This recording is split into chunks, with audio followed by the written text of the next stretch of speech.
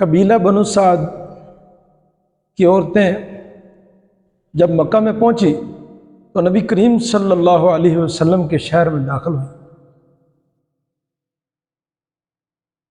تو آپ علیہ الصلوۃ والسلام کے گھرانے میں جب کوئی دائی پہنچتی تو معلوم ہوتا یتیم ہے تو وہ وہاں سے آگے چلی جاتی، یہاں تک کہ وہ 9 کی 9 جو عورتیں تھیں وہ بچے کو چھوڑ کر ادھر ادھر کے جو یتیم نہیں تھے وہ لے لیے۔ حلیمہ سعدیہ نے بھی پورا مکہ تلاش کیا حتیٰ کہ کچھ بھی نہ ملا، تو ان کے خاوند کہنے لگے کہ اب خالی چلنا تو اچھا نہیں ہے، چلو یتیم ہی بچہ لے لیتے ہیں، اللہ تعالیٰ برکتیں عطا فرمائے گا۔ جس وقت وہ وہاں پہنچی تو حضرت آمنہ فرمانے لگی کہ اس بچوں کی جو برکتیں ہیں ان کی مثال روئے زمین پہ نہیں ملتی، نہ ملے گی۔ بہرحال انہوں نے بہت ساری باتوں کا خلاصہ یہ کہا کہ یہ بچہ عام بچہ ہے نہیں ہے۔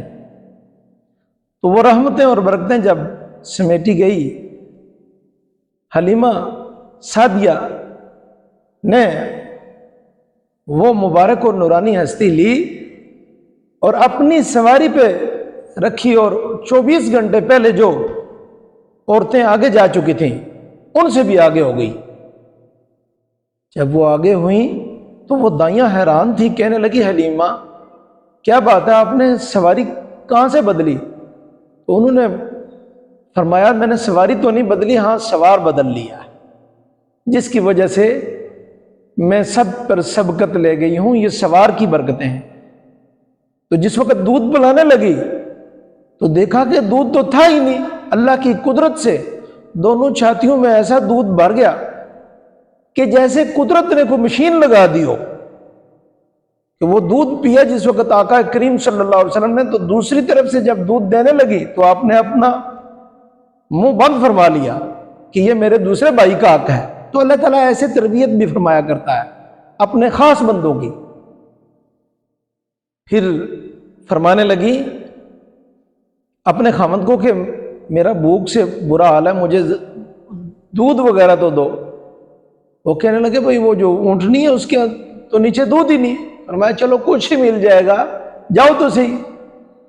اندھیرے کی حالت میں جب وہاں پہنچے تو انہوں نے اس ایک برتن کے اندر جب دودھ نکالنا شروع کیا تو دودھ تھنوں سے بھرے ہوئے تھے، حتیٰ کہ ایک روایت میں آتا ہے کہ گھر میں کوئی برتن ایسا نہ رہا جو خالی ہو، سب برتن بھر دیے۔ پوچھا کہاں سے، یہ کہاں سے دودھ آیا؟ حلیمہ سعدیہ نے پوچھا یہ، فرمایا کہ یہ اونٹنی سے۔